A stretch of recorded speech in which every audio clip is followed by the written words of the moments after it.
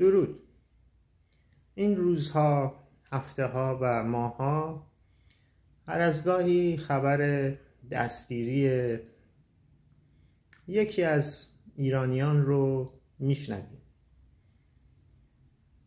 و بعد از مدتی ممکنه خبر آزادیشون رو بشنویم و وقتی که خبر دستگیری رو میشنویم همه شروع میکنیم هشتگ فلانی آزاد باید گردد، هشتگ جانش در خطر است، هشتگ فلانی فلان شده است. وقتی که آزادش میکنند همه هجوم میبریم به اون شخص و شروع میکنیم کوبیدن اون طرف. این با خودشونه ها.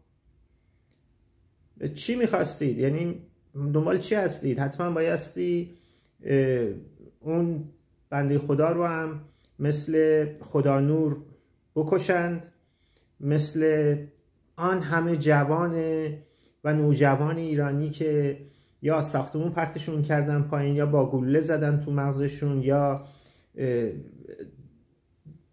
متاسفانه اعدامشون کردن. باید اون شکل میکشتن که ما مطمئن بشیم که اینا با خودشون نیستن.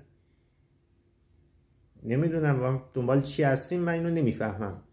اخیراً همین آقای صادق بوقی، خب یک مرد شریف از نظر بنده، زحمتکش، که سالیان سال در گرما سرما رفت توی استادیوم و از هواداران تیم محبوب خودش حمایت کرد، لیدرشون بود، تشویق میکرد تیم رو. و شاید میدونیم که بسیاری از این افراد مثل صادق بوقی هیچ حامی هم نداشتن یا حمایتی هم نمیشدن، درآمدی هم نداشتن. حالا به هر دلیلی بر اثر فشار و اجماع جهانی و همین هشتگ هایی که خود ماها زدیم یا اعتراضات مدنی که کردیم، ایشون آزاد شده و الان داره فعالیت میکنه، شاید درآمدی هم کسب میکنه، نوش جونش. اینی که باعث خوشحالی ما میشه، باعث خوشحالی همشهریای من میشه از استان گیلان، آیا اتفاق بدیه؟ یک کسی باعث شادی و نشاط یک جامعه بشه و اتفاقا کاری رو داره میکنه که رژیم بسیار باهاش مخالفه. یعنی شادی، یعنی رقص، یعنی ترانه، یعنی سرود، یعنی آهنگ، یعنی موسیقی.